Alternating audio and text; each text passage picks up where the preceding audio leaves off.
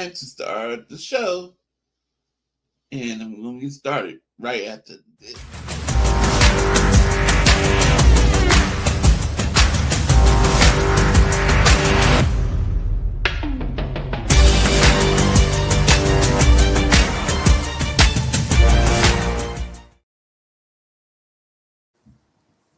What's good, everybody? Happy Wednesday. It's hump day.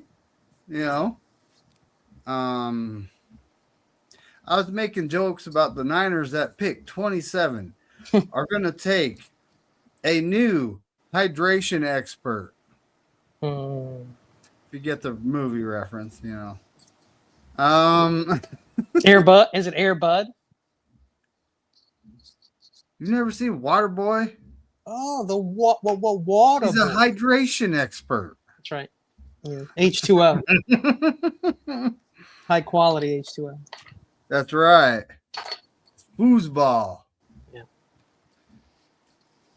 But yeah, I mean, what's this stuff I'm hearing about? Jake Slaughter could be the best offensive lineman in this draft. I mean, it's all a matter of opinion until we see these guys play for a couple of years. He was the number one ranked center on Draft Buzz since January. I don't think that's changed. Well, he still is. I mean, I don't know. Levi, you're muted. PFF just came out with their mock. They had consensus number 2 best center, I think it was, or maybe he's number 1 center, but they had him at number 1 as well, I think. I've seen I like him. A lot of different guys, honestly. I've taken him 58th a bunch of times, but I don't know if I like it because I feel like I can get a little step below Jake Slaughter in like the end of the 4th. So I don't know. Well, I mean, when it comes there's going to be a run on centers in the 3rd. Yeah, that could be. May not be anyone there. You're absolutely right. I mean, like our better seasons, we've had a guy. We've had a guy. Like 2023, I think we actually had Jake Brendel starting, didn't we? I honestly, I don't know. I think it was one of his best seasons though, and hasn't like quite matched that yet. If you're talking about Brendel, what, last season, or you're talking about another season? 2023. Oh, he was better 23 than 25? Well, it was his first season ever starting in the NFL, which says something. About who? I don't know, but says about something. him. About him. What about Kyle? Back up in Miami for like what 4? I said 7, but it's like 4 seasons, or whatever. Then he came to us and he backed up like Alex Mack. Papa J, what's cracking, buddy? What's going on, guys? Papa J in the house. From the land of dripping gin. Oh, I'm just still talking about Houston, the land of dripping genitals. That's just the kids off spring break, though. They dispersed at home. Oh, it goes beyond that, buddy. It goes beyond. Trust me. They have a lot of fun here. Let's put it that way. Oh.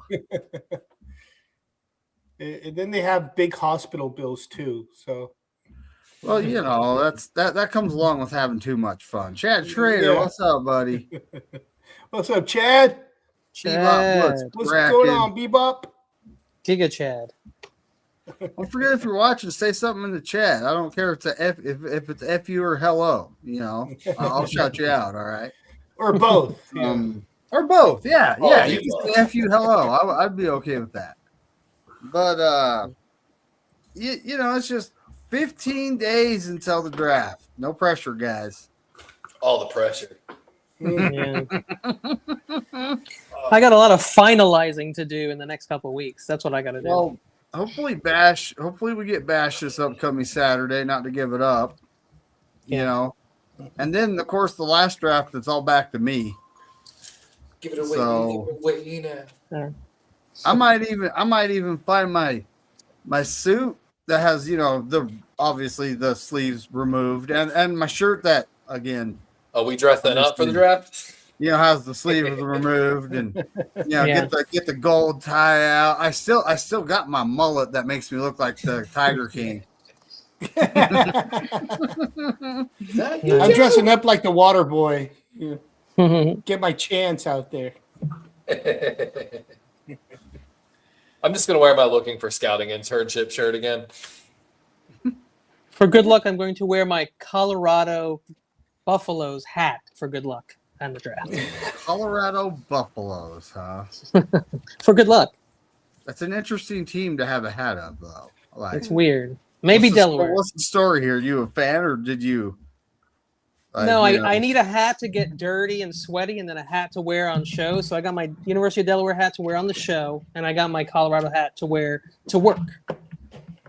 Oh, so you didn't have to do like a reach around to get it or something like that. Okay. No, sir. Sans reach around. But it was a gift from number 2 on the Browns. He sent it to me. It's no big deal. Oh, yeah. So, I mean, this upcoming draft is going to be interesting because it's like we all thought, okay, the Niners are definitely taking a wide receiver. Definitely did they sign Mike Evans and Christian Kirk. It depends which one is there. I think they still will. They still might. Yeah. But, like yeah, Austin. then they signed Mike Evans, Christian Kirk. We're like, oh, they're taking offensive linemen. They pick up Robert Jones and Vernon Lowe. Yeah, but they said that's depth, though. They said that's depth, I thought. Well, Robert Jones, he actually has a season starting. The season previous, he was starting, but he was injured. I thought he started all 4 of his previous seasons. I guess I was wrong about that. Glad I didn't repeat that. Nope, he's only got one full season of tape. But he's always been a left guard. Is that correct? Is that maybe where I was confused?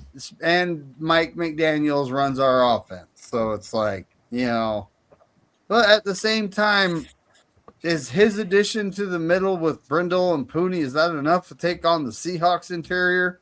I mean, with a little rotational, with some rotational players going on, we should be able to do it. People can stay rested. I watched tape on Robert Jones, and this is just not popping, buddy. Like, I'm not seeing anything great here. I'm like, well, like they said, depth. Maybe they're still trying to get Joel Bitonio, 34 years old or something like that.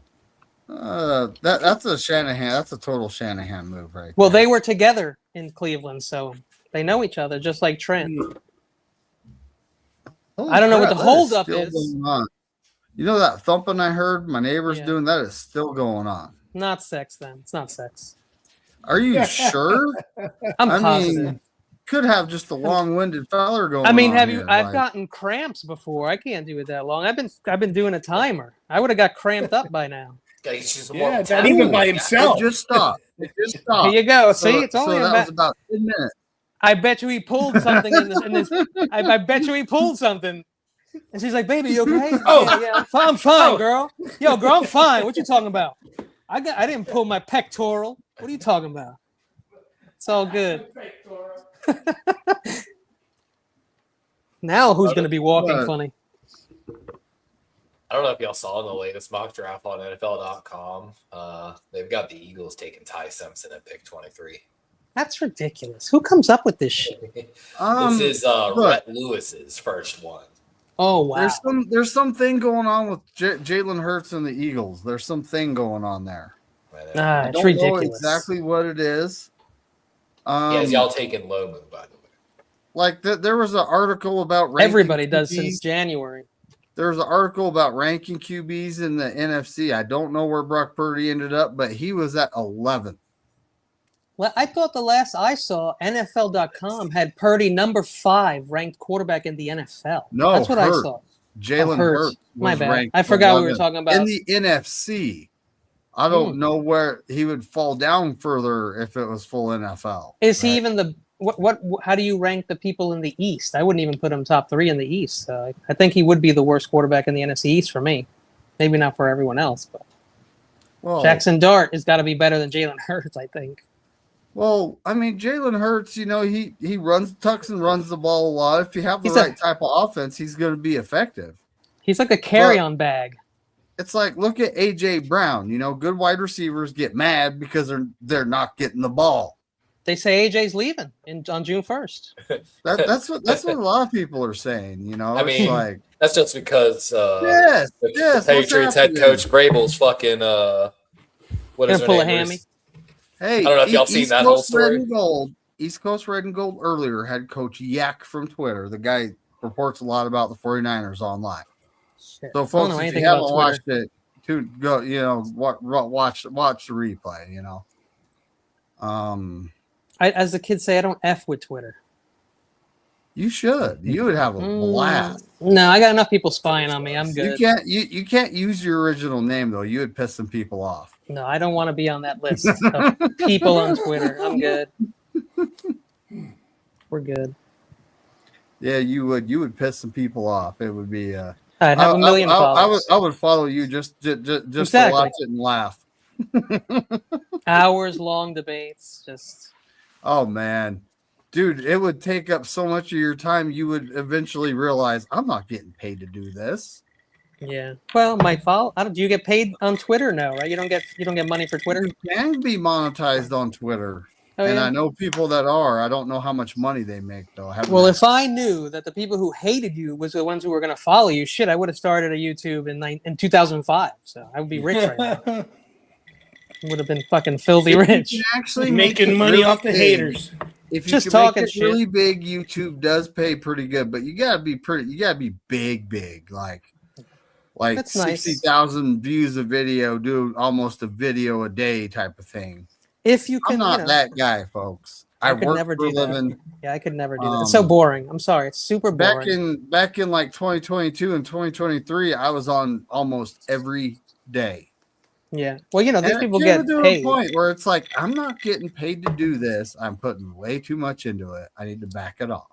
Yeah, but a lot of people get paid from the advertisers and shit. Like, for example, if you advertise gambling on your site, you're going to get $25K minimum for the year. And I know people can use $25K. They don't give a shit how they feel about gambling. They will push it. That's how you make money, and that's how you get gamblers addicted. It works perfectly. What? Brett Michaels? Is he getting married again? No, and Wiz are performing day 2 Friday for the draft. Brett Michaels from Poison? Yes, the guy that's had all those health issues, so they better have an ambulance on standby. Poor bastard. Hey, the 80s, if you were a rock band in the 80s, you had too much of a good time, okay? If you were alive in the 80s, you had too much of a good time. But also you made such a fan following that you're probably still rich today and can pay for the medical care. So, if you're a rock star in the 80s, I'm surprised I'd been dead. you're still alive. I'd have been dead. Yeah, I would have been dead. I know that. I know for a fact. I should have took a picture of myself when I was done messing with the cutting booth. I looked like Tony Montana. Like I was just. You look like Scarface sneezed on your toe? Just covered in white powder. It was like the safety chick walked up as I was taking my respiratory device off, and I got say hello to my little friend. Yeah. She's laughing at me. Hey, Vito. That's okay. Steve-O. Another Quaalude? Call me in the morning. Now, Steve-O, that 80s. Depends. Dead from what is such a great band name. Like you do a lot of drugs, you typically will get heart disease. Like that's the main thing you got to worry about there, to be honest. I'm trying to save Jennings Dunker's life. I've been trying.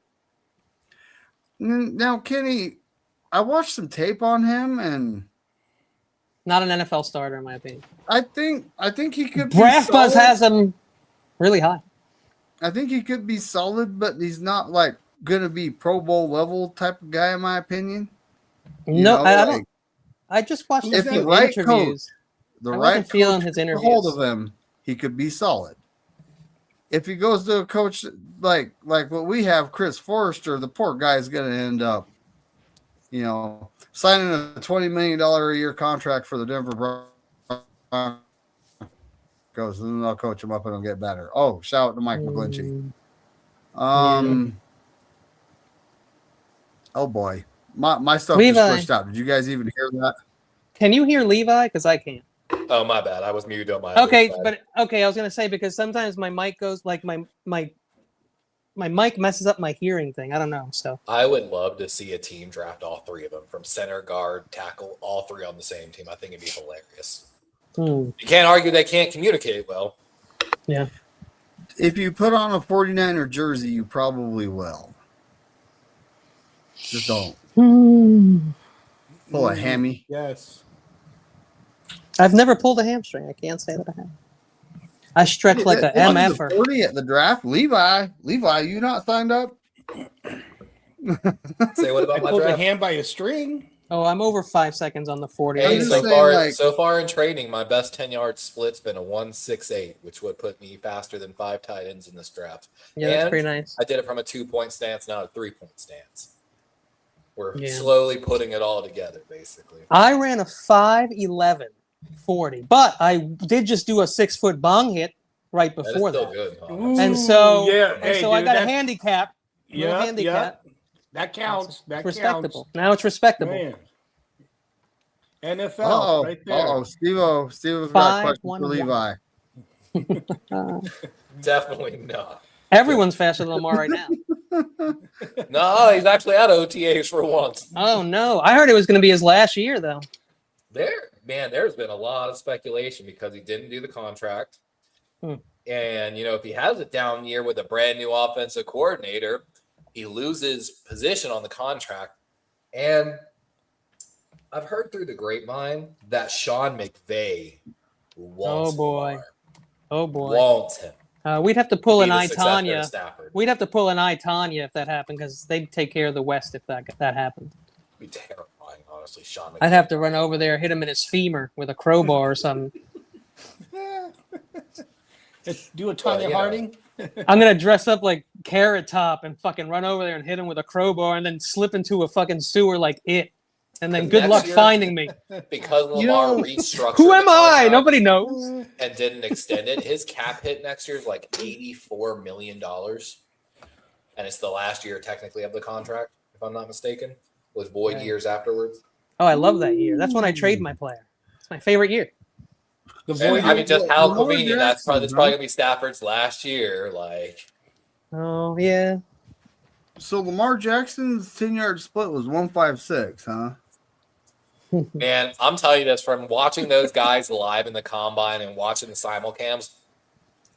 0.1 second is like a step and a half on somebody. Man, it's like a breath. 0.1 it's wild how much different 0.1 can be on a simulcam. That's right. So being that low, I'm trying to work right now. We're working on the shuttle. I think I finally got it under like 5 seconds, but like the good guys are running like 4.4, 4.5 on those shuttles. So hey, real quick, you guys admit that, or would admit that hand size matters on the O-line, right? O-line?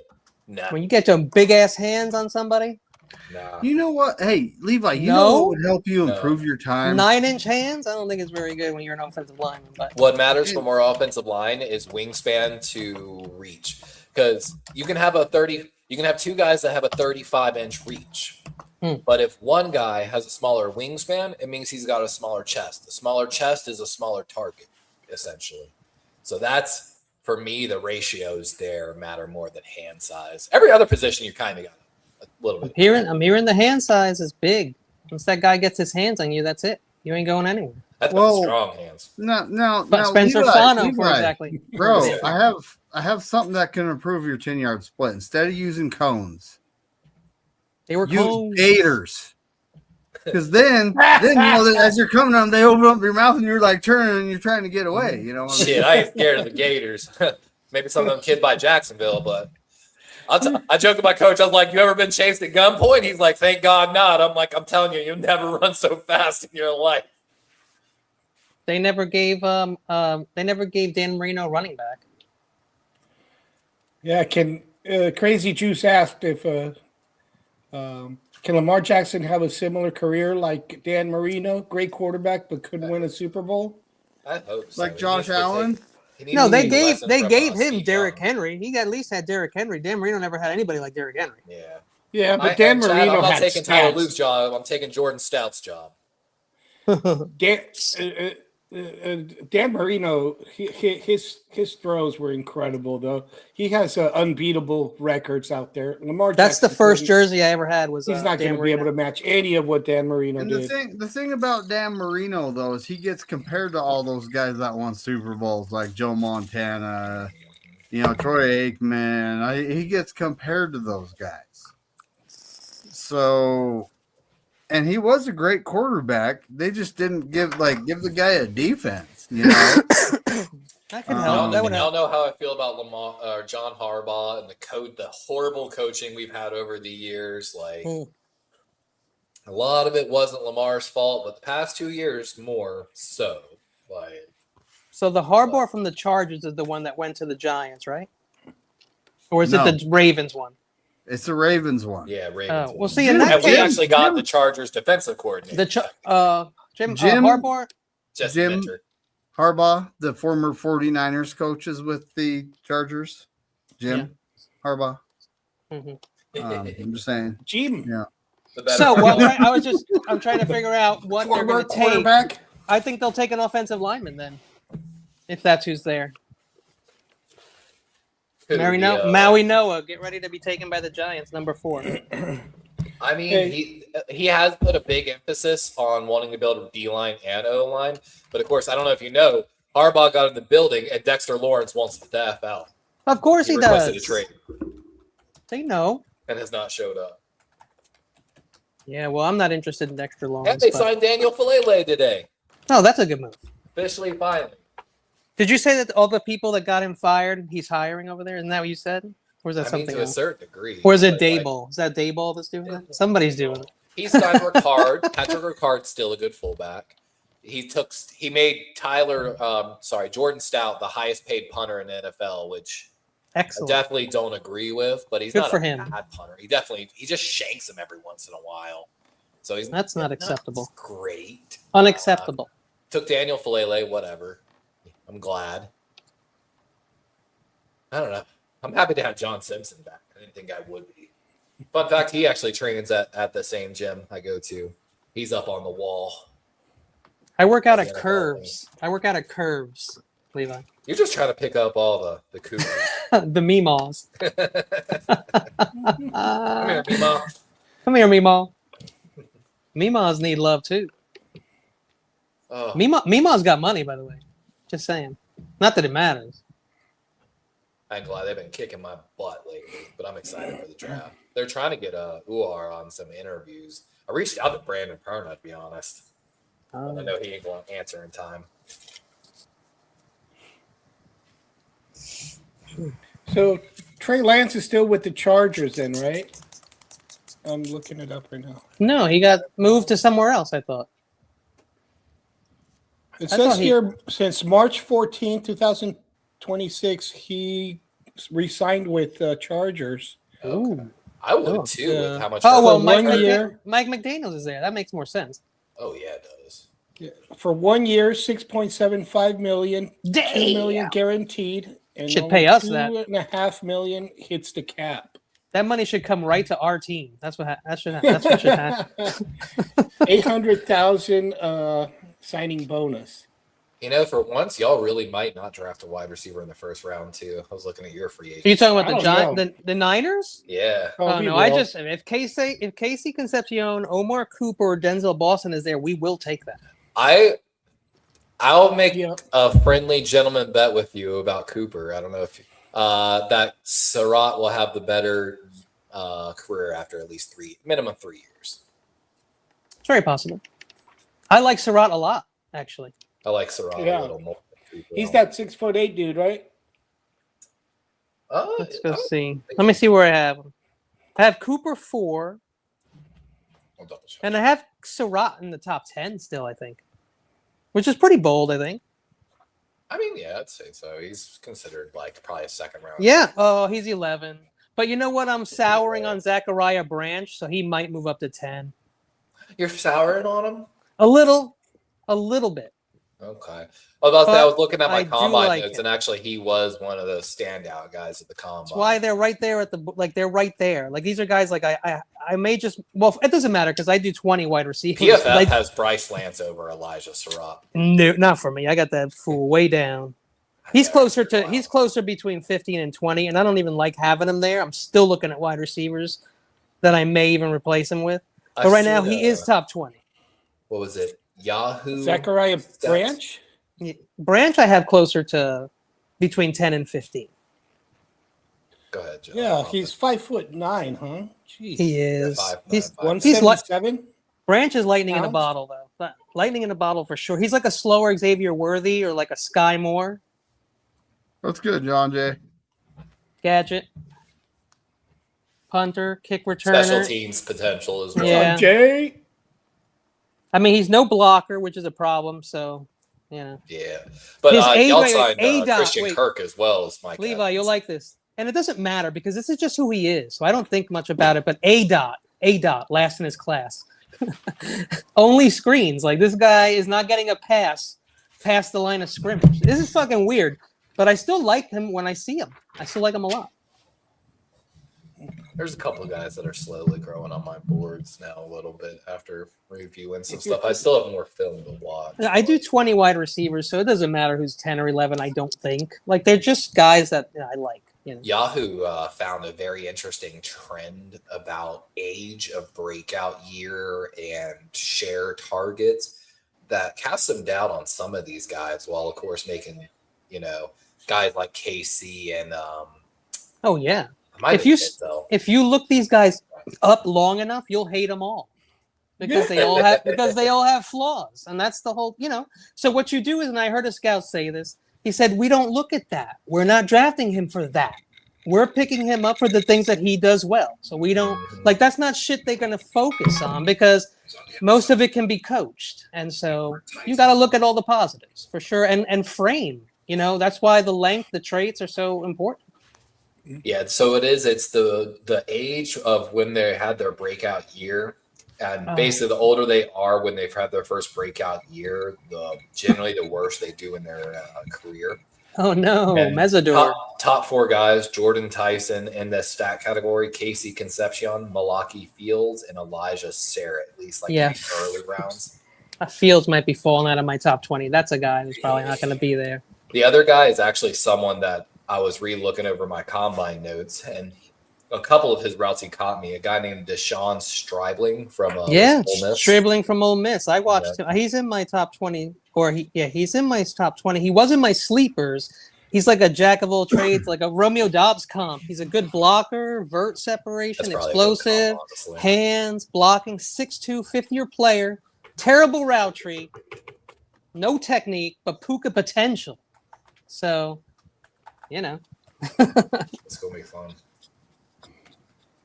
I mean, and we have Jordan Watkins, so I think they played together. Could work. I mean, like the route tree thing, like that's coaching, I feel like, and the technique, that's coaching. The puka potential makes me like excited, and the blocking and the vert separation. Look, we were trying to add Romeo Dobbs in free agency. Here's a Romeo Dobbs comp, so makes sense. Great size too. 6'2". Is he a wide receiver 5 or like? I think this is a guy that like obviously is not a top. Like he's not an X or Z or.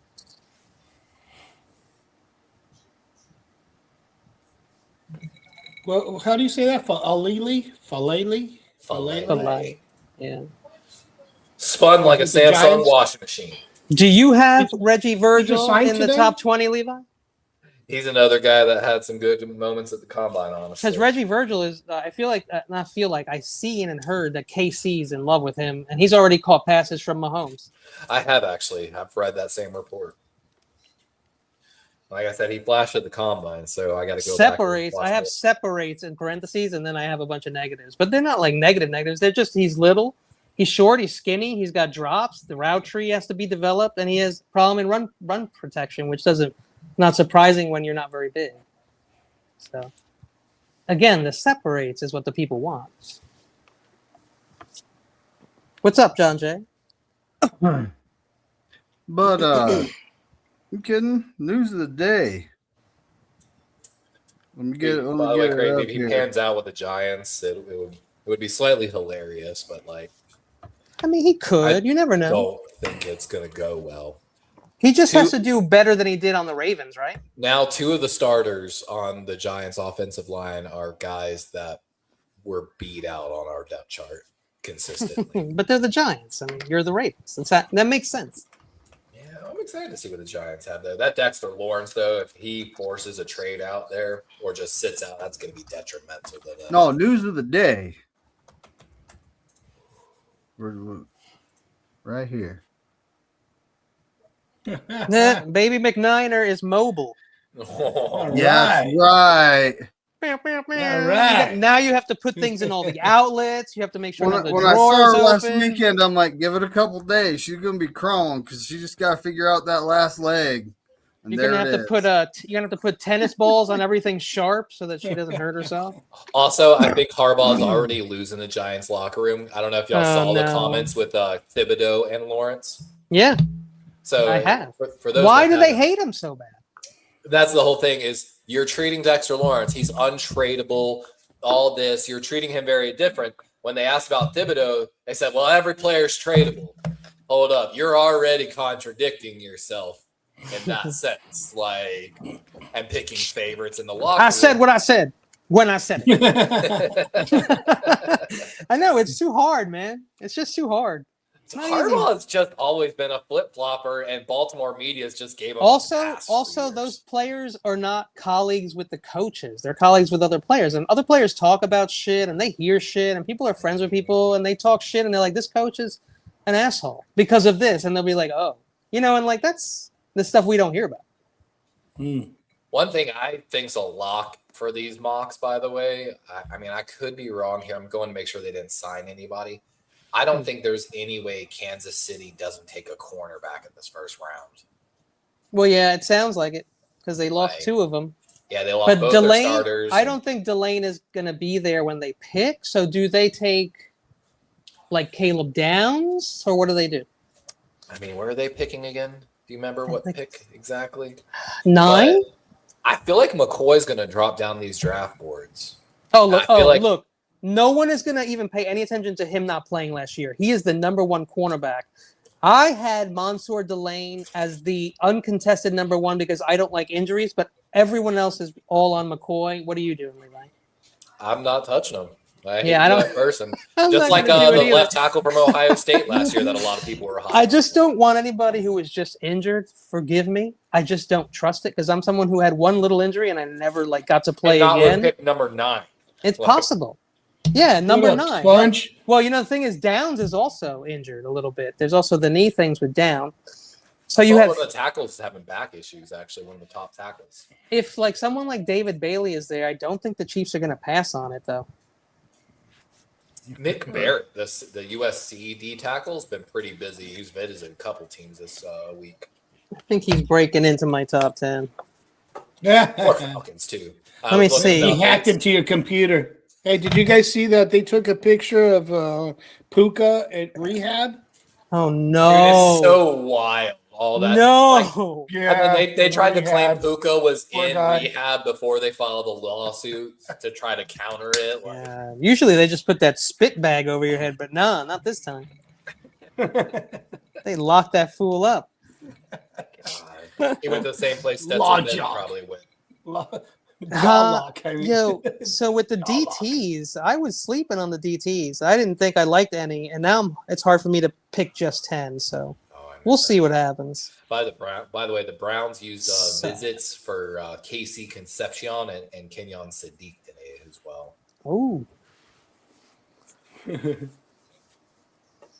Yeah, I hope we don't take a wide receiver. That's all I'll say about that. Oh. So that's the news. Francis Mauaga of Miami will undergo further imaging for a minor back issue. Oh no! Everybody's getting injuries now. Another guy got hurt. A cornerback or somebody just recently also got hurt practicing or at their pro day. It's getting crazy. Hold on a second. Y'all had Malachi Lawrence visit. He's also the... visiting the Seahawks this week as well. Go ahead. I got the drums ready. I'm just saying. Isn't Mauaga one of the top tackles in the draft? Yeah, Francis. Well, it's Francis Maui Noah. It's Francis Maui Noah. Okay. But I don't know why it's spelled the way it is. I have no idea. But it's apparently I've heard it's Maui Noah. And that injury, I don't know how far he's going to fall from that. But yeah, he was. Well, it depends who you talk to. You got Fano. You got Maui Noah. Those are probably the top 2 tackles. And then you have Vega Ione, who's probably also in the discussion. Maybe Lomu is up there. I know people don't like Lomu that much. Some people have him around 40. Sure. Some people have him around 25. So it depends who you talk to. But there's a lot of skilled linemen. Well, from that surgery, Lomu might just move up people's boards. Buy or sell, Niners used 2nd round pick on Malachi Lawrence, edge rusher from UCF, who I took in the past couple mock drafts. Wow. I feel like you that's and a the reach. Seahawks are visiting him with him this week. That'd be a reach for me, but I don't know shit. I'm just saying. I don't think that's a little soon for me. I think he's going to be the last edge row. When he goes off the board, it's going to be bare. Well, that's just it. I just saw a mock, and way before we even picked, there were 5 edges off the board. Mm-hmm. Way before we picked. It wasn't like we were about to pick in 2 or 3 picks. This was like in the teens, and 5 edges were gone. So if that happens, we're not going to take an edge. It's not going to happen. So we'll be taking a wide receiver or a guard if he falls. Somebody decent, but maybe Blake Miller. I don't know. It's going to be weird, man. This is a weird draft. I'm not honed in on it at all. I don't feel anything about this draft. I'm not. Every draft, strange things happen. Yeah. The Raiders are in the NFL. Stranger things happen. Yes, the Raiders being in the NFL. That is also strange. What I want to see is the Raiders not take Mendoza. That's all I want to see happen in this draft. That's all I want to see. I talked about that actually a little bit today, Kenny, with my trainer, and I was like, "What if they didn't?" Not saying he falls to the 5th round like they did to my boy Shador, but I hit him with the scenario. I was like, what if they use it for a load of draft capital, and then later in the first they take Ty Simpson to sit behind Kirk Cousins? Well, hold on a second. Well, hold on, because I heard somebody's taking Ty Simpson in the 1st round. That's what I'm saying. They're going to go in the 1st round, but way later. Ooh. Go look at one of these teams that has maybe 2. I want my quarterback in 2027. If I'm the Raiders, that's what I do. I trade that pick. I think we got a Chargers fan in the chat. Bolts. Now the picking Mendoza is totally a Raiders thing. I mean, they signed Kirk Cousins though, so it's like almost a foregone conclusion, isn't it? Well, what I first heard was that they were going all in on Mendoza. He was starting day 1. That's it. And now I'm hearing that he may not start. So I'm already feeling like, why are you taking him then? He also, this is probably nothing to buy it. He has chosen to not go to the NFL draft. So he will not be there draft. He's not even going to be there. You're right. He's going to be down in Miami at his home with his family. That has the number 1 overall pick the last time they didn't attend the draft was 2021, Trevor Lawrence. Yeah. Here's what I want to say about that. Last year I was into Kelvin Banks and I told you guys how his mom was ill and this and that. If you don't know, Fernando Mendoza's mom has MS. Now, I don't know. Maybe right now it's very bad. Maybe she's passing away. I don't want to say that because I don't know. Sure, I'm just saying we don't know what's going on.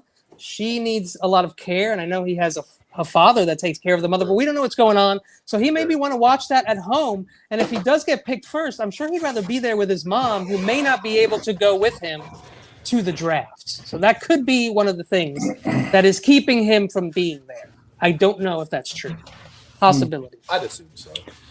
But did I hear you guys say that the Raiders are saying he's not going to start? Is that? Well, no, I'm just saying that they brought in Cousins and now they may bridge when before they were supposed to be all in. But maybe Cousins they were saying all in because they didn't have a guy. Is 3 years, but it's really a 1-year deal where after that they can cut him and owe nothing. So the plan is not to have Mendoza start right now. Tom Brady has been very vocal about that since taking over. Every podcast he goes on, he says it's not fair to throw a rookie quarterback, even first rounders, out there immediately. I agree. To be fair, Mac Jones was pretty decent. He did go to the CJ Stroud. He went to the Pro Bowl first year with a terrible New England team. Didn't they go to the playoffs? They weren't even a good team. CJ Stroud didn't he start? He started his rookie year and he did great his rookie year. But I think it has also a lot to do with the mental progression for them. And being in the league and being such a big superstar the first year. And then when the second year hits around, they don't do that great. Their mental state just keeps going down because they were so good at first. They can't handle that pressure of not. I definitely think it's a good idea. Yeah, I definitely think it's a good idea for the development of a rookie quarterback. But then I don't know if I want him because if I'm going to wait a year, then I feel like next year I like the quarterbacks personally a little better, and so I'd rather pick my quarterback next year. And this year, what I could do with a pick that's worth 1,000 points, the kind of capital that I can bring in, is amazing. Because if you go to the second pick, the Jets pick is only worth like 700 points. So just imagine the kind of capital that you can get for the very first pick and build your team up to be a effing monster and throw in fucking Justin Fields because it doesn't matter. because your team is so effing nasty that you could have Mickey Mouse at quarterback and still win the Super Bowl. That's what I would like to do with draft picks, if possible. But I'm sure that's very hard to do in real life. Well, Trent if you Dilfer's don't pick up hypothetically Mendoza this year, then that means you're going to have a rookie next year, which you're not going to start anyways because he's a rookie. So you're right. You're going to have to wait 3 years. Well, no, they might not want to start him, but I would start him on a monster team in a second. I would do it. Because my philosophy is to wait on the everything- quarterback. Because if you take the quarterback, put him on a bad team, you hurt his development. But this wouldn't be a bad team. Joe Right. Burrow, CJ, in the Brock situation, Purdy, 262nd pick, numbers. rookie number 4 quarterback at one point before he moved up to being the starter, had the book in his hand all the time, learning because he was just that type of guy. So you know what I would say? You know when you meet that quarterback, if he's the kind of guy who can start on and even a bad team on day one. And I just don't think they think Mendoza is that guy. And I don't think Mendoza is that guy. I never did. And obviously having that take in January was not popular with anyone when I was telling people I don't like Mendoza. I said he is the first pick of the second round, though, not the first round. That's what I would tell people. And so that's just my opinion. And he's Cuban and I'm Cuban. So I should be, puffing him up. I wish he would have came out and thrown like CJ Stroud did. But I think he would have not. Stroud went out there and separated from that entire quarterback class. And if Bryce Young had thrown, he'd have made Bryce Young look really bad. I can guarantee you that. So I like guys that compete. And I think if he had gone out there, I still like him as a quarterback. There's still a lot of things that I like. But what Indiana I'm just not had sold a really on great him like team. Jaden Daniels or CJ Stroud. Well, I mean, you have to admit, Indiana was a pretty good team. He had some friends with him when he was in that fight, is all I'll say. I'll put it that way. But I like the kid as a person. You just said you liked Surratt more than Cooper, and we all know how good Cooper is. So just think about his weapons and his running backs. Both his running backs were actually really nice. Wasn't it Hemby? Was it Hemby and Kalen Black? Both drafted this. Yeah, man. So he had some, he had a very good team, a very good coach. He had, so he had what you just pointed out before in the NFL. Having a good team is really what helps. And then you said, the players you mentioned. His accuracy is good. He can deal with the blitz and pressure well, but there's also the exact opposite where he holds onto the ball too long, looking downfield, and basically ends up eating sacks. And so there's still some especially things in we Cal could 24. clean up. Cal's cool, but we want to see the progression each time. And like I said, he had one of the highest quarterback owned pressure stats of this entire class. And that's I was saying he got sacked there trying to find something. I mean, he got sacked twice as much in 24 is what I was saying in Cal. He got crushed over there. So you're going to the Raiders, and I know they're linemen. And there is a lot of high hopes for those guys, but they haven't even really played together very much. And you're in a really tough division for starters, and it's going to be a lot. So I see why they brought in the Kirk Cousins. Now, I wonder if Tom Brady had anything to do with that. I feel like he definitely did. I'll be honest, that Raider team's going to be kind of fun to watch. They certainly are, yeah. Spencer Burford, I think y'all are well accustomed to him, if I'm not mistaken. We know Spencer Buford. Of course, I know all about Tyler Linderbaum. So they got 2 inside veteran guys. Linderbaum. But of course, Malcolm Kuntz, Kwity Paye, Nakobe Dean, Quay Walker, and of course, Crosby coming back. They spent a lot of money, remember? They spent a lot. Because they thought they had all these picks. They thought they had also $30 million freed up from Crosby's contract. Yeah.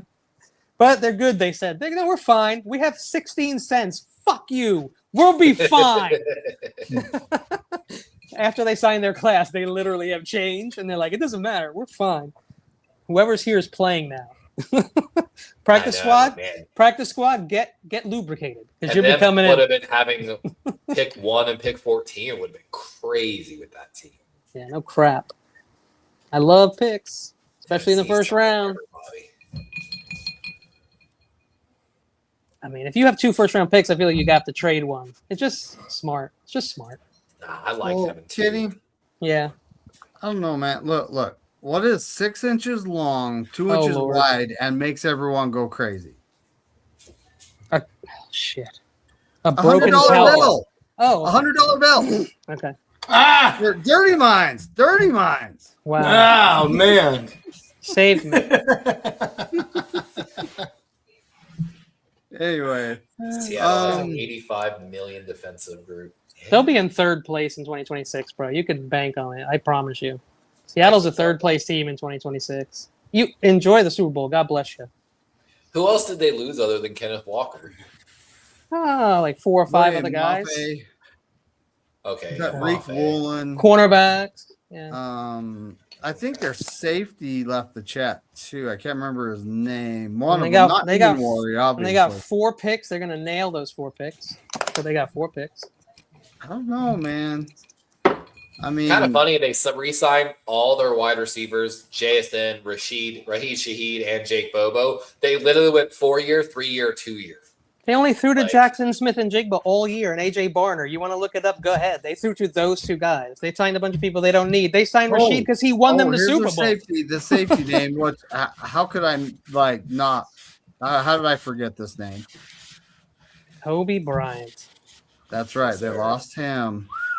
He's alive! Starting 4 defensive backs. 2 times we've lost They Kobe lost. Bryant. They lost an edge boy, Mafe. I think they lost another guy. I don't remember his name. I don't know the Seahawks that well. Was it a spoon? Was it a Witherspoon? Is that his name? No, that guy is still there. Okay. Good for them, though. This is a defensive draft. Like, there are some good If I won the Super Bowl, I don't give a shit about repeating. I'm rebuilding in that year and then be fucking afraid the year after the year we win the Super Bowl. That's they my signed philosophy. 2 corners, signed Don't bother with that repeat shit. Igbinohi, no clue how to pronounce that. And then That's gonna signed be 2 tough. other No, safeties, but remember they're not the much. Seahawks. They picked Jalen Milroe, didn't they not? That was one of my favorite quarterbacks. And they Yes, took sir. Sam Darnold on a 3-year deal. Yeah, but I thought Miller would take over halfway through the last season. So to be the honest. question is, what is the actual plan up there? Do they even know? I mean, McDaniel's, good coach, right? Draft play Cade Klubnik. You might be right, Stinson. Yeah, that was weird when you told me about the Klubnik because they have Milroe. Yeah, I know. That's exactly what I was thinking. I I'm still don't trying to figure out disagree. who the Seattle or the Arizona guy they were trying to talk to. One of the tight ends.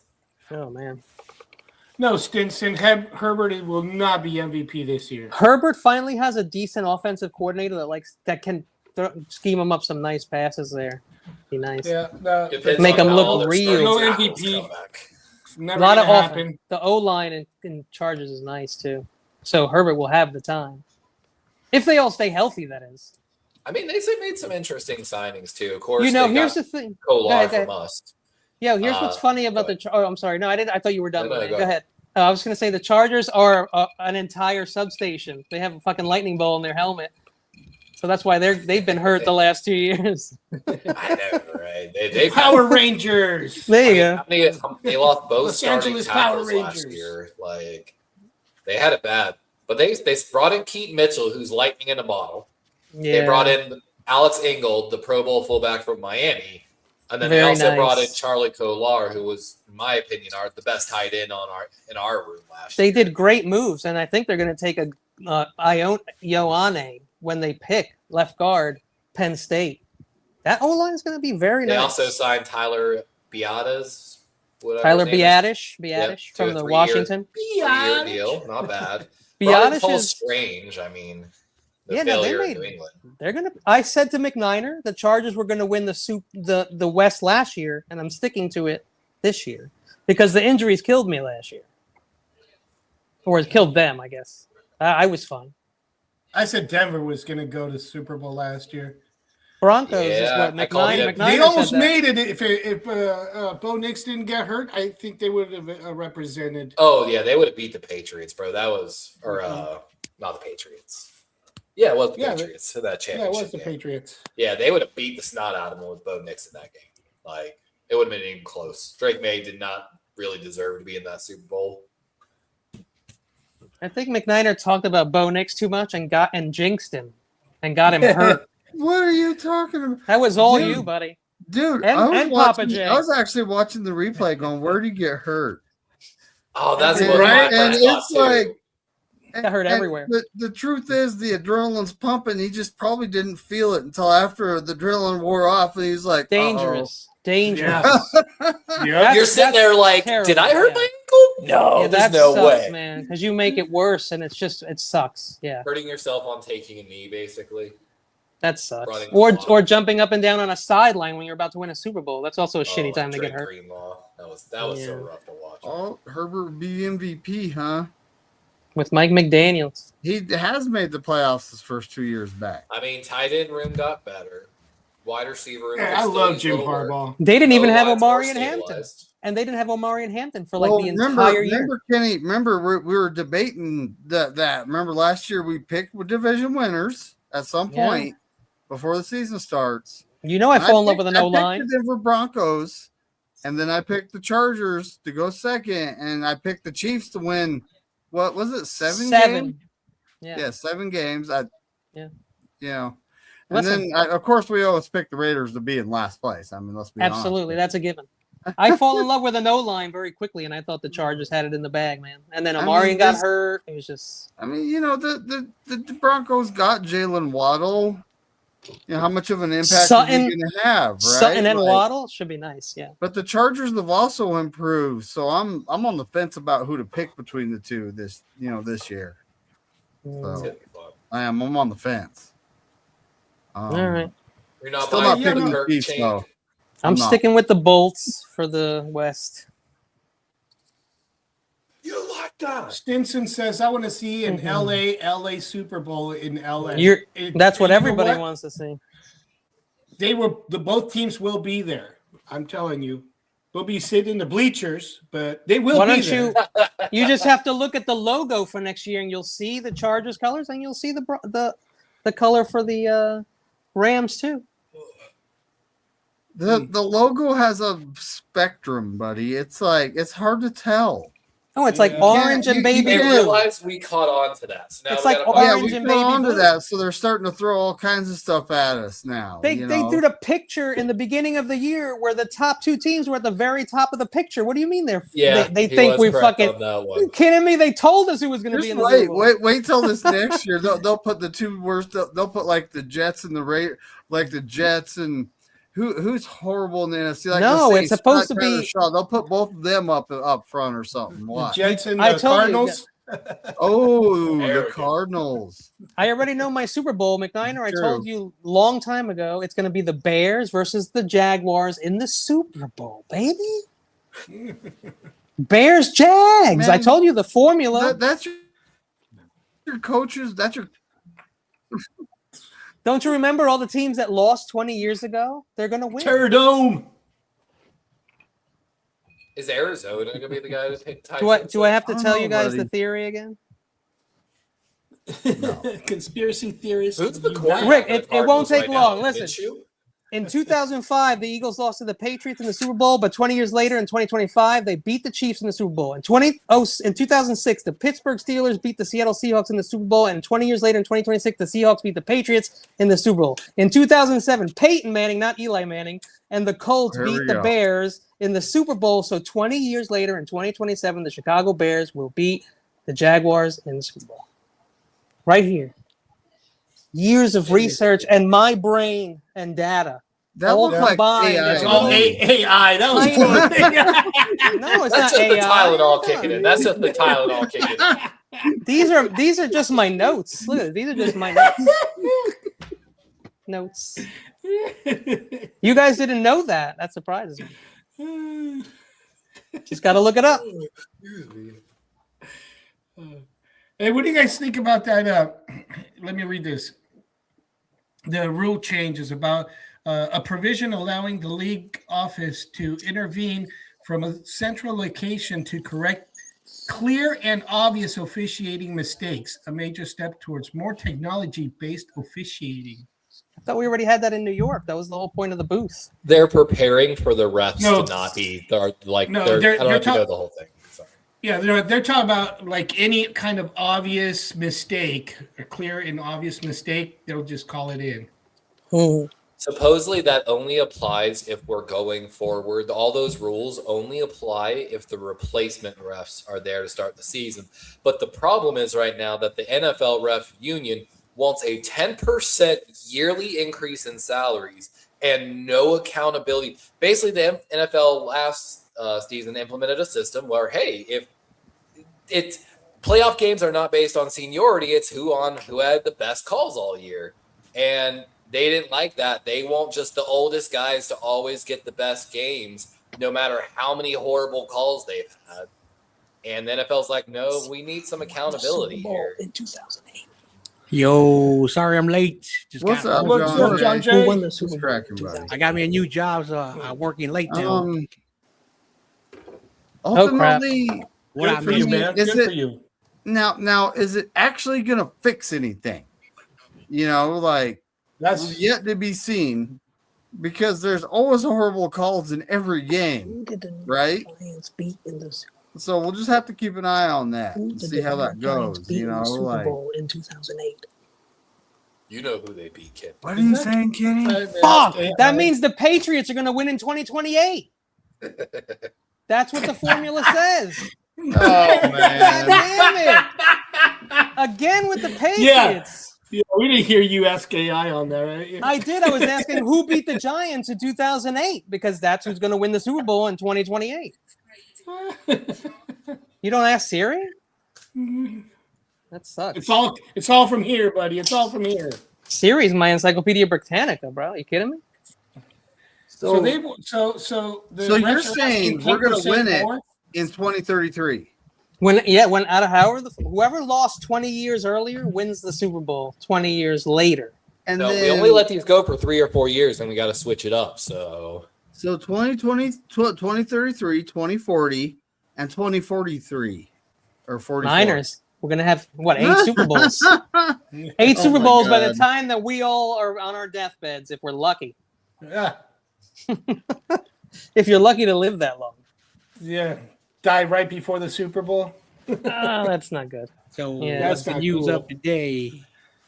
There's probably a lot of news, actually. I've been working all day, making money. Well, Levi was saying that the Remember, refs I are was wanting broke. 10% more No digits. increase in their pay. they already have I a would- 6%. Yeah, they've already hired. I would be okay with that as long as they take 10% off bribing.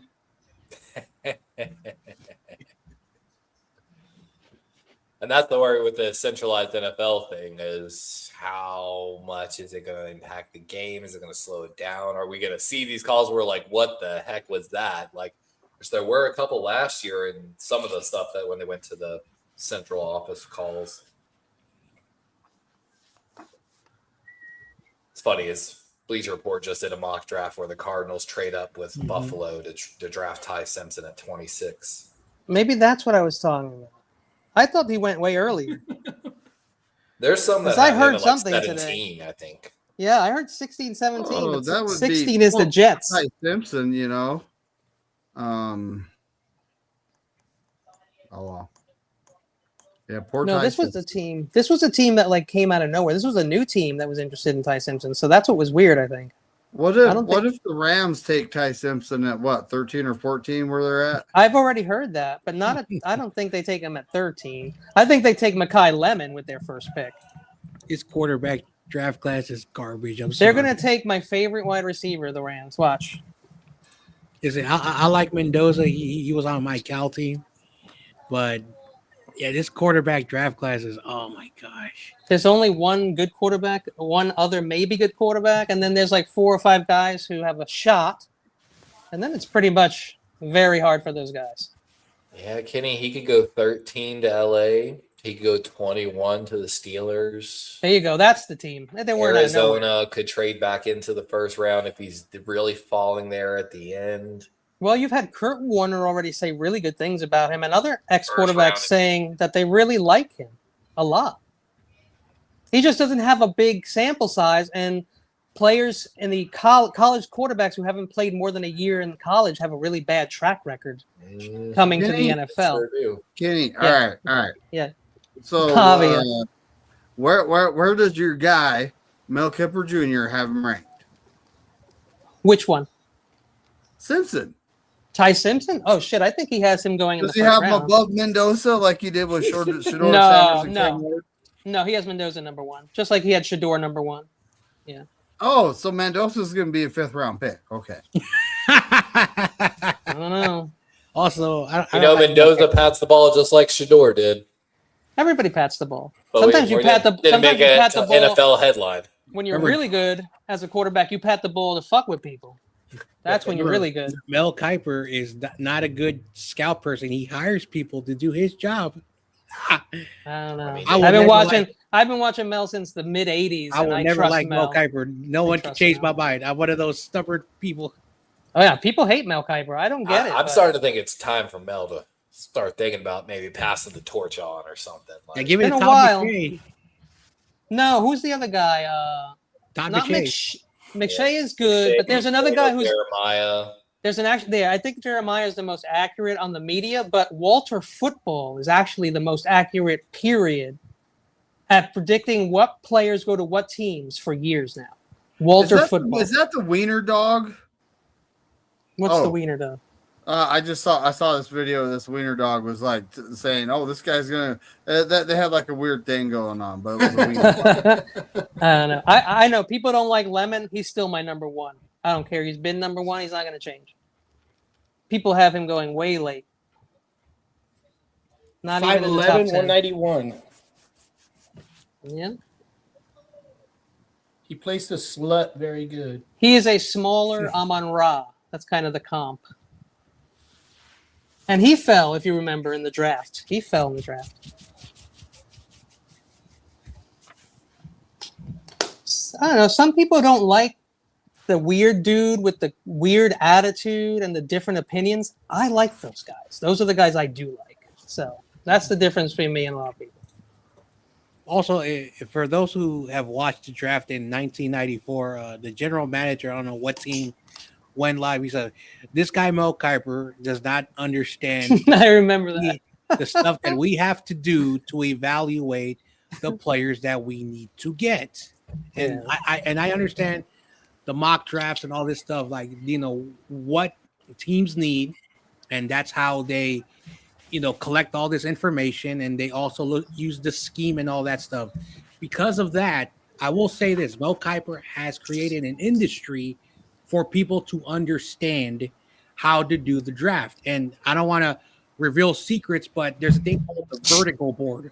You basically put your depth pieces on a vertical board, and the weakest depth is the players that you draft. Priority. Sometimes, like in the top 20, a team will draft a player and like, why are they draft? This player makes no sense. He was never in any mock drafts, but because of the depth of that position, that's why the vertical board really tells you. So if you want to try to guesstimate your team, you put the vertical board and you put the depth of all the players, and the weakest positions is where they will draft. Now, those are just, again, guesstimations. We don't know what teams actually are going to do. So I do give Mel Kiper the respect for that, to make all of us look very smart. Well, I mean, I guess in just my opinion, he kind of invented this whole process, but I guess I could be wrong. So thank you, Mel. Yeah, that's why we're here. That's why we're here doing this. So.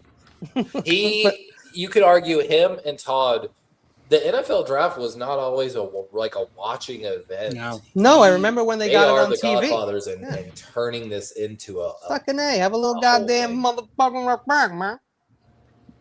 I'm actually looking at Walter Football's mock draft right now. Fun fact of the draft. For those people who love Jerry Rice, I like Jerry Rice. I think he's the GOAT anyway. That's just my opinion. I'm biased. Definitely the GOAT. But Bill Walsh, when he was alive, how we got that pick, the Cowboys were like above us, and they were looking at Jerry Rice. And Bill Walsh says you got to be aggressive sometimes and get the players that you want. And that's how we ended up with Jerry Rice. So sometimes you do got to trade up a little bit to be aggressive. Yeah, you got to get your guy. That's for sure. Well, that's totally possible for sure. I don't know. We may be changing because that guy's a gap scheme blocker, right? Or guy. Oh, no, Caden McDonald, DT. I thought Caden Proctor. So yeah, that's very possible. Very possible. Yeah, Walter Football's got y'all taking Caden McDonald at 27. And they're the most accurate in the last few years, so it's Now, a very good pick. And considering we traded for Osa, we still have Collins and West. Yeah, but they don't seem to be starters. Collins is a starter. I thought so, but I don't think he's going to be starting if we draft Caden McDonald. And I mean, Osa's And have kind of Osa a on the other pass side. rusher. So And when The it comes to downside running McDonald down- is he might not be a 3-down D lineman. He was kind of I don't in think the anybody same on our mold of team Alfred is. Collins. Alfred Collins was never meant to be a 3-down lineman either. I mean, I don't like that pick, but Walter Football is the most accurate for a reason. So Yeah, them and a couple others. I mean, we basically, when it comes to interior, we have guys like, they got the pass rusher. We always kick like Mikael Williams or Keon White will kick inside to play alongside of Osa for pass rushing. yeah, I kind of feel like West and Collins, they came along pretty far last year, buddy. They absolutely did, as it went. but they don't have the size. You need a nose, has to be a mountain. And if that's what Caden McDonald is going to do, be a mountain in the middle, that's fine. Alfred Collins is 6'5", 332 pounds. I was saying Collins was one of the few guys that actually did play in the A gap in the last draft. Yeah, he did play there, but he's not a nose. By the way, Daniel Not a Jeremiah, nose. who's up there 6'5" as well, has got in the y'all NFL taking on Sadiq is a at small 27, center. That's a 6'5", a small center. which is something I've mentioned a few times to y'all. Well, So another thing too is the taller you are, the less leverage you have to get your pad level up. I've heard this, but Willie Lampkin doesn't play in the NFL, and Parker Brailsford is going to have a very hard time doing it too. You remember that guy from last year? Willie Lampkins?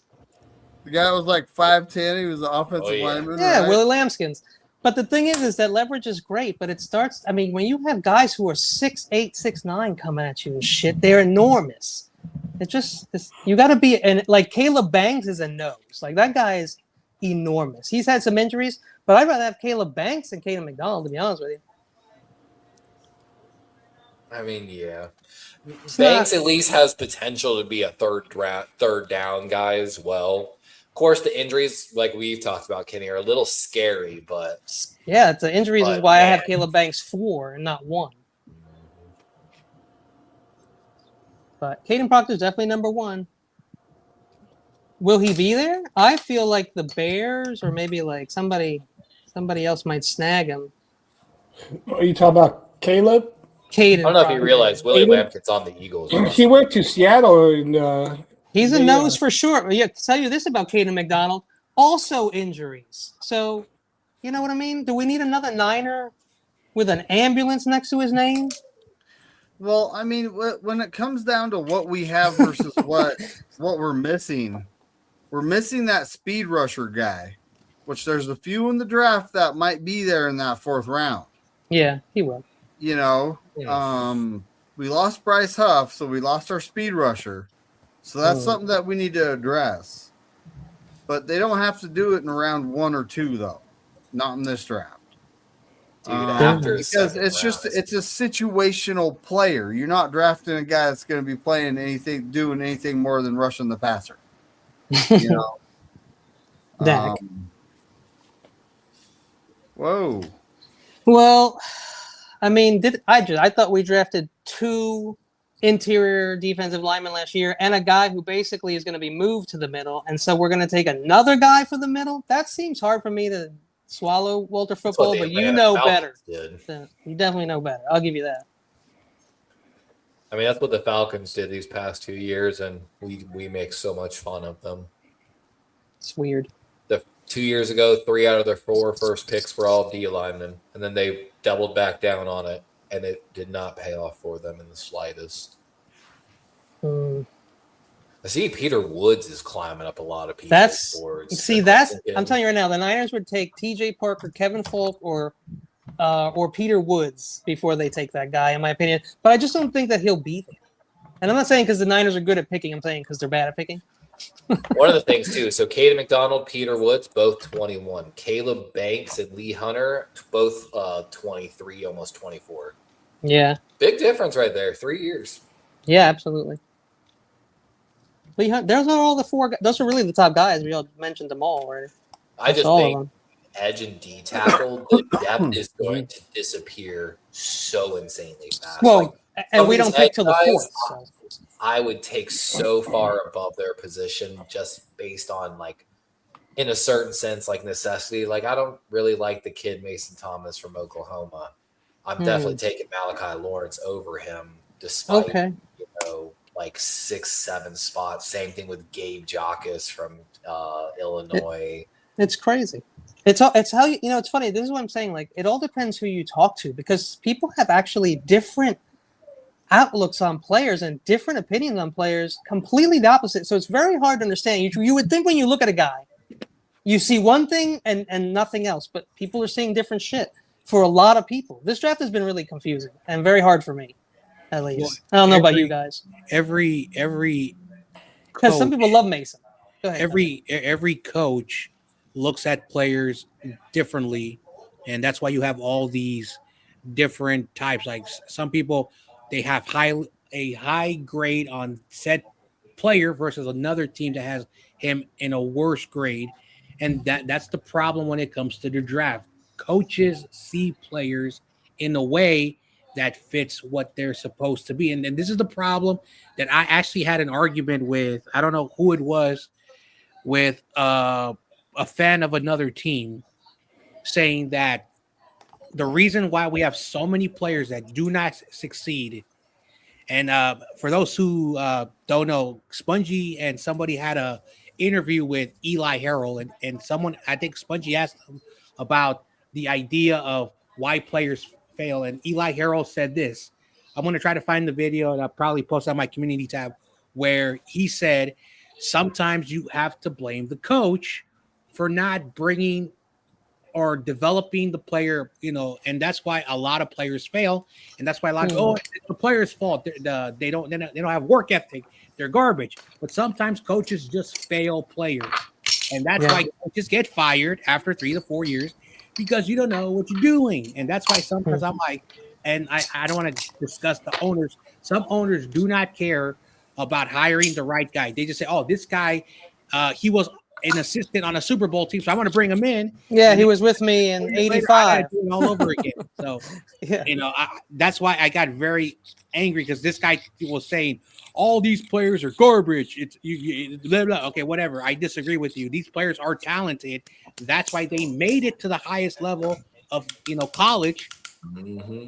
And then when like Matt Hasselbeck said in the interviews I put up, it's not about where you get drafted, it's about where you get drafted. True. Yeah, where you go, exactly. Not and also, what he said. I don't know what head coach said this, but I've heard a head coach, an ex football winning coach, and I don't know why I can't remember. Yeah, I know I should, but I don't. But he said that I forgot now, because I was so worried about trying to figure out who the coach was. God damn it. I do that Son all of the a time. bitch. Weed. Damn you, weed. I do that with that, hear that grinder. It's coming. It's coming, though. I'm going to get it. I'm going to get it. Was it a New Jersey Giants coach?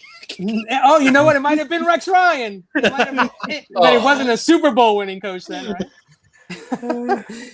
No, but I think it actually was Rex Ryan. But he said something. Oh, once you see the flash in a player, it's up to you to bring it out now. You and the coaches have to bring out that flash, because once the kid shows you he can do it, now it's your job to bring it out of him on every day, even in practices. And so that's what he said. Like Mike Tomlin said, there's a lot of coaches out there that don't rise to the challenge of coaching. You hear from scouts all the time. Well, this technique's bad. Technique can be fixed. Yeah. Mm-hmm. I think he was talking about John Harbaugh when he was saying that too. I remember. Hey, maybe. I think it was Ryan. That's a great guess. I remember one of my earliest jobs. I was like, just like the 49ers, they got those quality control. I was like something at a high school. I'm not going to say which one, but it's just a kid. I basically am a few years out of high school, and I'm helping out the football, program, the high school. And the coach is asking me, how the hell did you get this kid? And this is how he spoke to me. How the hell did you get this kid who I was about to cut, who after one practice did pretty well. And all I told the coach was, you're the head coach. I'm a guy who you just hired to do all the little grunt work that you don't want to do. Yeah. And one day I stayed with him and I worked with his technique, and you got to work with the kid. Yeah. And one of the things that the kid told me was, I'm much better than I am. I don't know why this coach says I'm only good at this. And when we found out what he was good at, he was good at playing on the defense, not an offensive player.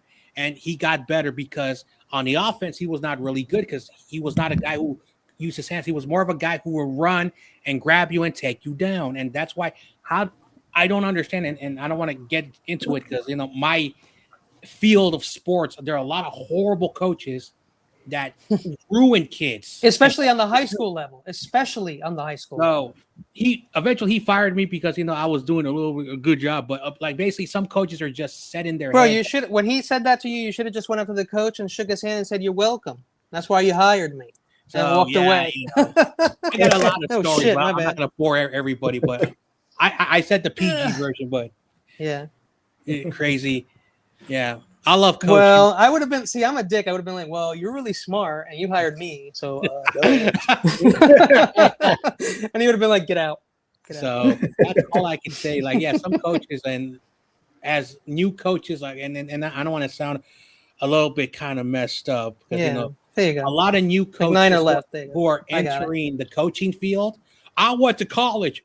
I read books. I'm smart. I have a degree. Okay, wonderful. Your team still sucks. My bad. Let me calm down. I don't want to ruin McNider's show, but it does get me upset. Yeah. T.O. never showed it really. No, he did. In college, he wasn't that great, right? T.O. He must have been decent. I'm not sure. No Randy Moss, I don't think, in college, but I know. I think he went to a small school, like not like today, where all the Randy or T.O. Randy, right? I think Randy Moss. I could be wrong. Maybe someone knows it. I know Terradome knows where Randy Moss went to college. I think he went to Marshall, and someone has to. There you go. You're absolutely right. That's it. Because I saw that great ESPN 30 for 30 document called Ran You, and a lot of his high school friends who were really good. It's good if you're able to find it free on YouTube or somewhere, or you just pay the subscription. Oh, that's a really good I like the 30 for 30s. They have a lot of great stuff. There's some shows that are much better than others, but yeah. Yeah, Tennessee of Chattanooga, Terradome said, for T.O. Yeah. That's a small school. Listen, where did Jerry Rice go to? He didn't go to no big school. It doesn't matter where you play. And, that's why, Fred Warner, a lot of people forgot when Fred Warner was drafted, a lot of people were in my circle. This is before I knew you guys, were complaining, oh, he sucks. He went to BYU. Well, people consider him one of the best linebackers in the NFL. So sometimes, he had a really good coach. Now he's coaching in Houston. D'Amico was a really good coach. And look what he did with Fred. I'm just saying that D'Amico deserves to be a head coach. What he has done in Houston on the defensive side, he's a really good defensive guy. It's just unfortunately his quarterback has not lived up to the expectations. Terrell Owens played basketball. Yeah, almost undoubtedly he played basketball. I would. So did Tony Gonzalez. No, I heard that. I remember listening to the Doghouse back in the days, back in the 90s. I don't know if you guys remember the Doghouse. It was a morning show. And they were really good friends with T.O. And he would go out there and play basketball at some of their fundraising events. And they swore that if T.O. was not a football player, he could have definitely made it in the NBA. I don't know. I don't know if any 49er fans know this, or maybe this was just a Bay Area thing. But one year, Mississippi. It was in the mid 2000s. The Raiders and the Niners went to I don't know if it was the old Warrior Stadium or a stadium in the Bay where they played a 5-on-5 Raiders basketball team and Niners basketball, and Terrell Owens, I think, had 37 points in that game. Yeah. We lost to the Wow. Raiders, but it was really big here. I don't know if anyone remembers that or ever if they even talked about it outside of the Bay Area, but that was fun. I actually was there, weirdly. I don't know where, but it was fun. Like Terrell Owens, like someone said, "Hey, yo, you should try out for the Golden State Warriors. You're better than what they have right now." It's a lot. Listen, it's a lot easier. Back then, hell yeah. A lot easier to play basketball Like, Warriors than were football. to be honest. garbage. Like a lot for those who don't remember. We were trash. Like if I had to play football or if I had to play basketball, I'm picking basketball all day, every day. Hell yeah. You could play basketball high as fuck. Like you can't play football high. Like you know what I'm saying? Like basketball, there's what? How many people on the team? 13 people? 11 people? How many people do they put on a basketball team? 12. 12? Has it always been 12? Or did they add players? So if I remember, I don't know if it's 12 active players, but I think you can have up to 15 players. So I would have to check on that one. Yeah, I would definitely have to check on that. But yeah, there's less people. I mean, you get a ton of money and you play on hardwood and sneakers and shorts, tank tops and shit. Like, you know what I'm saying? Inside, perfect weather. Bro, T.O. is in the Chattanooga Hall of Fame. Shit, who else would be in it? He played football, basketball, and track. He probably has the key to the city. Oh, yeah. That's crazy. No, that dude was a freak of nature. His athleticism. I feel like he was kind of, awesome. not to be a dick. I mean, I feel like he could have done better. Is that a dick thing to say? I feel like he could have been better. I feel like he was a little lax. I know a lot of someone has to check this, but if he had Jerry Rice's motivation, let's just put it that way. That's what I'm saying. I remember that there was a bunch of tight ends in the 2000s when I don't know. I know they talk always a lot about Antonio Gates, I think, who was with the Chargers, and they would always talk about his basketball background. He wanted to be a basketball, and then one day the college dad, say, "Hey, yo, have you ever thought about catching a football?" And then boom, that's how, because of his height and how he can jump, and he became like one of the, I don't know if he's like considered, but I think he's like considered one of the top 5, tight ends in NFL history. Who's the oldest person here? Is it Pterodome? Pterodome older than David? Pterodome's older than David, right? Pterodome, do you remember a player? He was a wide receiver, I think, and he used to put goop on his hands to catch the ball because it wasn't illegal yet. And this dude got it everywhere. He got it on other players. He got it on it was all over his socks. If you look him up, it was all over his socks like fucking a joke. Like you're watching Major League. Like you're watching a movie. Yeah, Stickum, right? It was Stickum. Yeah, Jerry Rice, he admitted to it. Yeah, Jerry Rice admitted to it. Jerry Rice said that he used to stick him all the time. This guy was a cowboy, and he used to put the shit all over his socks, and people would complain because it would get everywhere, bro. He caught everything. Michael Irvin? No, this is a long time ago. I think this is in like the 70s. Fred Biletnikoff? Oh, shit, it could be because I may have seen the Raiders uniform. I may have thought was not the Raiders. Fred Biletnikoff was the Is that the guy? name that came up. No wonder you got a fucking award named after you, bro. That's so fraudish. You're a fraud, Fred. I will say this. I don't like the Raiders, but John Madden, who I thought it was the Dallas uniform. John Madden, who coached them, those Raiders are like dangerous monsters. Like their defense is scary. Now I like Mekhi Lemon more because he won the Fred Biletnikoff award. So like one of like the Super Bowl montage is where a Raider intercepts the ball. I don't know if it's in the Super Bowl, but it's one of the Super Bowl where he intercepts the ball and he's running. I don't know what's his name, but yeah, that's the representation of the Raiders long time ago. This is way before I was born, but yep. Al Davis and John Madden. Yeah, they were scarier than San Quentin prisoners. They were scary. Yeah, like John Madden. They had Lyle Alzado. Remember Lyle Alzado? Oh yeah, that dude was crazy. That was fucking scary, bro. Like a caveman. John Madden had Captain very Caveman. simple rules. When you're on the field, you go out and you beat them up. Hell yeah. Very simple rules.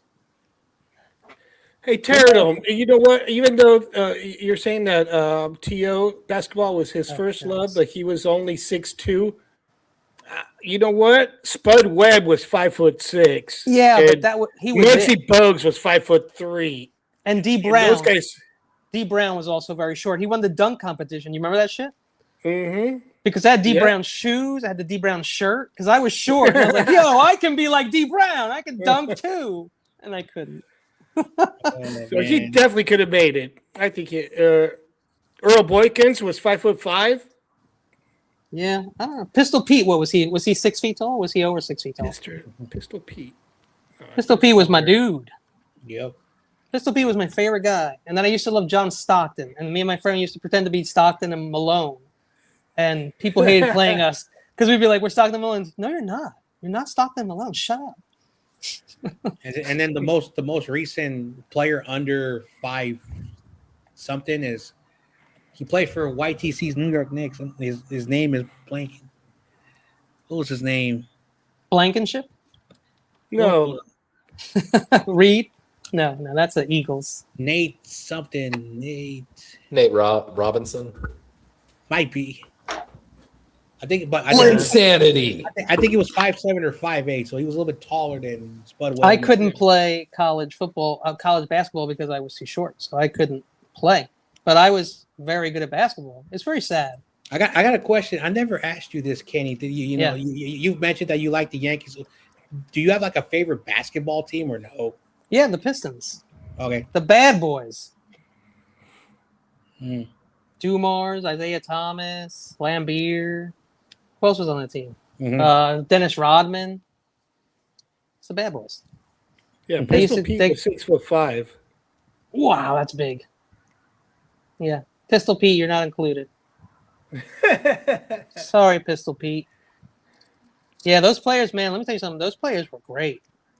I really loved the basketball in the 80s. I really did. And I used to love baseball in the 90s. Mm-hmm. And then only football stuck with me for some reason.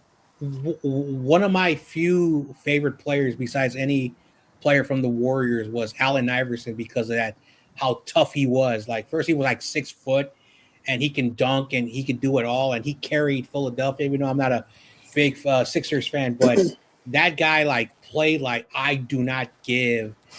and I know, and I saw his documentary that came out about 3-4 years ago. I forgot when, where they talked about how he, had a certain way of, acting. And then when Larry Brown became his head coach, it was like always arguing and bickering. One of the things that Allen Iverson and Larry Brown eventually figured out how to work with each other, while Larry Brown was from a much older generation and he was a guy who was like more like military style practices, Allen Iverson wanted to win. Larry Brown wanted to win. Talking about practice. And so when these two guys found each other in a personal level, because Allen Iverson told a personal story where, Allen Iverson talked about his upbringing, how it was tough, all that stuff. I'm not going to bring it up because, it's a very sensitive topic. And Larry Brown talked about, his background, even though that there were two different people. One was older, different, race, but they did come together because both of these men had horrible upbringings when they were younger. And so when they meshed and realized that we're all the same, that's how that team, which lost to the Lakers, made it to the NBA Finals. Is that sometimes you put your ego aside, you work together, and you find a common, thing with each other. And that's one thing why Allen Iverson, I really liked, because he was a guy who was like, F you, I'm going to play the way I want. But when he had Larry Brown made him a much better player. And eventually, after their bickering and fighting, it was a great documentary. And I want to say this as a man, it put me to tears when I heard that story about both of those men, how both had it rough, even though one was an older generation versus Allen Iverson in the much younger generation. Great story that I really like. People need to check it out. I'm going to try to find that thing and, again, put it on my community tab, because people need to watch these great documentaries where you learn about these players that, like why they were, how they acted. Great stuff. Yeah, Allen Iverson was the last player I really loved in basketball. And then I just stopped watching after him, pretty much.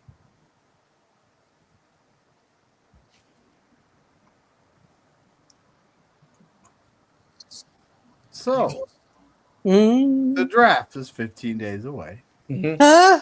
What? What? The draft? Has there been any stories about some players? Oh, this player did this. Like come out. Sure. Like, Well, we already know a bunch of. I can tell you a bunch of people who have issues with off field.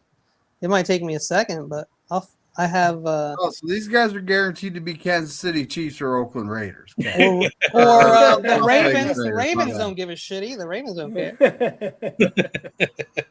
Right, Levi? Am I right or am I wrong? I don't know. I thought so. What are we talking about? You'll take people who like have stabbed someone in an alley. You don't give a shit, right? Oh, that's Mike Green. That's Rex Ryan's Ravens. All right. I mean, there wasn't many, but it's going to take me a second because I'm looking for a little police emoji, and I'm not seeing any right now. So. I got shit on police emojis. Hold on. I do know that I'm hearing Sonny Styles comped to Fred Warner, so that can't be very good. That's not a bad comp. And he's falling like crazy in the draft. If you want to talk about something else while I look. The draft. What is this draft? I'm just playing. The draft. Wasn't falling down boards because of the arm size. The tackle. Yeah. Got back issues. There's that. Nobody agrees on who's wide receiver number 1 in the draft. I mean, I do, but I don't know what the fuck I'm talking about. So you have to take it with a grain of salt. That's what I was saying. Nobody agrees on it. Man. I say it's Mekhi Lemon easily. Even 5 years from now, it'll easily be Mekhi Lemon. I'm sticking with it. Yeah, we'll see. I don't. God damn! None of you people have little police on you. I saw a bunch. How about Jordan Tyson? Tyson's, I think, my number 2 wide receiver. Or no, he might be 3. I think he's 3. It's basically between him, Tate, and Lemon, though. Yeah, those are the who's top number 3. 1? It doesn't matter. Like they're pretty much. But Jordan Tyson's never made it through basically a full season. The problem is who's 4 through 10. I feel like that's the conversation that really matters. Yeah. Denzel, like Carnell Tate, Conception might be better KC, Boston, Cooper. You know, those are 3 guys right there. Carnell Tate's got target sharing issues going on. He's a little older, like we mentioned, that age of breakout year kind of deal. Like, I don't know, man. It's gonna be rough. 6'2", 192 pounds. See. He's got great route running techniques. And of course, can Mekhi be something more than a slot because he basically lined up primarily slot. He thinks he can play X. I think he can play X. The Lord thinks he can play X. You want to fight with the Lord, Levi? You see how powerful I am when I have the Lord behind me? What is this you're talking about? Papa J is turning me, bro. I was a heathen. I was a heathen. Oh, you want a damn heathen tax. Heathen, boy. Well, my girlfriend's name Jezebel, so something adds up. Chris, holy water on you. I can't find one player with off the field issues. This is terrible. I mean, I guess that's good. Well, it's in the next no real dogs out there this year. In the next 15 days, that will happen, though. I don't know if y'all ever seen Neil Brennan, the guy that worked with Dave Chappelle on the Chappelle Show. One of his stand-ups, he's like, nah, haven't you noticed all like Hall of Fame, like GOAT players are a little bit crazy. Like, you got to be a little crazy, especially to be a cornerback.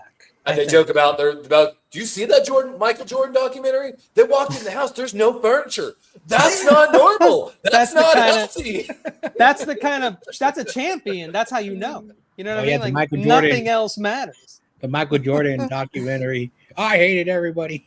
That's wild. The thing where he does the betting in the bathroom with that guy, the security guard, that's fucking sad. I almost cried during that shit. Well, the truth is in the chat. Yep. Says Jacoby Lane and Ted Hurst are going to be later rounds. I love Ted Hurst. he's early for me. I got him. I think I might have him top 10. But the Jacoby Lane, as long as he can recover from his injuries, maybe I'd like. I don't know, man. I hope Jacoby Lane works out. He's got some interesting, and Ted Hurst is just a target monster, kind of like a love Hurst. UConn. Let me see. 140 plus targets in college. So yeah, Hurst. All right, I got him at. I have him at like 12 or 13. I've lost count, but it's 12 or 13. I have Hurst. I have him as a top 50 pick though. So even though he's the 13th best wide receiver or whatever, I still think he goes in the top 50. Is that possible? He's 6'4", 206 pounds, and his 40 was trading for Brandon 4.42 Ayuk right now. I see a Pickens comp as well, from what I see here. With a vertical jump of 36.5 inches. Apparently, the competition he played is the problem that I have here. That's my flag on him. Yeah, he had 7 There's always receptions and 1,000 yards with 6 touchdowns against the weaker teams. Shit, I got a lot of shit here. What the? 32-inch arms. They call him the Moss style. One-handed grabs. You know what? They say mid to late 3rd round. Yeah.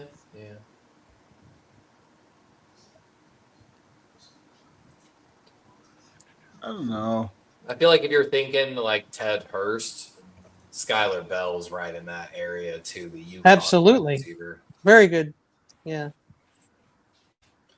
Kind of again smaller school, but yeah, both were I think some of the highest targeted wide receivers in the entire draft. Which makes sense, right? Let's Smaller go school. The truth. Yeah, hey, I found one. Zion. I mean, y'all Young. know already Zion. about that with Jacob Callan. Okay, so Zion Young, who's someone the Niners may look at for an edge, is someone who has off the field issues apparently, because I have a little red alarm on it, and so I read something about it. I can't tell you more about it though. Sorry. So Zion Young is someone, but I know there's other people. But they might have gone into my sleepers, and then I may have gotten rid of them altogether because I didn't think they were going to get picked. So that also could have happened. Well, you never, like I said, a lot of action next 15 days. Right? Too much action. I mean, I don't even know what we're doing yet. Honestly, we haven't planned anything. Here's another guy, free safety AJ Halsey has also off the field issues apparently. And that's somebody. I blow on him after I watched his tape. The other day I watched him get blown the fuck up, and then he picked a fight. I know. Well, there you go. There's what the police emoji was there for. But also, he's only 6 feet, 215 pounds. But he's like a heat-seeking ball hawk, though. Like this guy has like that potential to be a ball hawk and a half. He's a turnover machine, basically. If it's going to translate, I don't know, to the NFL, but here's another guy who has off-the-field issues, so probably not going to be a Niner. So Zion Young, AJ Halsey, would be very hard to think they would be 49ers. What's up, Lo? By the way, the I didn't even know that was your question. I'm sorry. My low point on Bell and Hurst is, they were target monsters, but almost all of those targets came in zone coverages. So it's one of those ones, how easy were the targets in zone? I'd much rather find a guy that can beat man coverage. And if we're talking about targets with man coverage, Tyson is actually second on that entire list, believe it or not. Jordan Tyson? Yes, and then also Antonio Williams, the wide receiver from Clemson. See, Williams is between my 10th and my 15th best player because of how good he was before. There's another Bell in this class, but I wonder how that's going to go. There's a Louis Bell and then a UConn Bell. I see a Dylan Bell that I have in wide receivers. So that's another Bell. Yeah, Chris Bell is the other guy. Oh, you mean Chris Bell, the Louisville guy, who's actually, I think he's actually one of the highest guys in man coverage as well. I have him. Yeah, he's in my top 10 for sure, top 10. But a single breakout year, a little heavy. Can't remember what he ran. Well, Chris Bell, obviously the injury, so that's the problem. Mm-hmm. Antonio Williams, I have two ambulances by Antonio Williams. Still like him, but it's scary. Skylar Bell was a Biletnikoff finalist, by the way.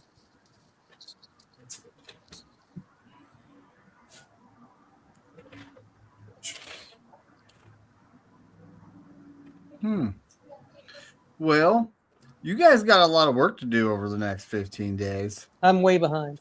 I just need to go to sleep. So I think it might be time to get out of here. Yeah. Yep. Go. All right. I finally don't have any training tomorrow, so tomorrow is my film day.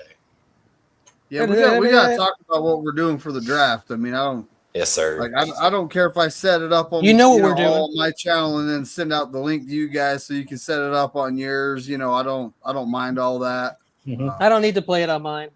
I just want to crash your party, buddy. You can crash my party anytime. Oh boy. Hey, that's a country song. It's a country song. Oh, Okay. I'll bring the beers. I'm bring not the country, so I don't understand.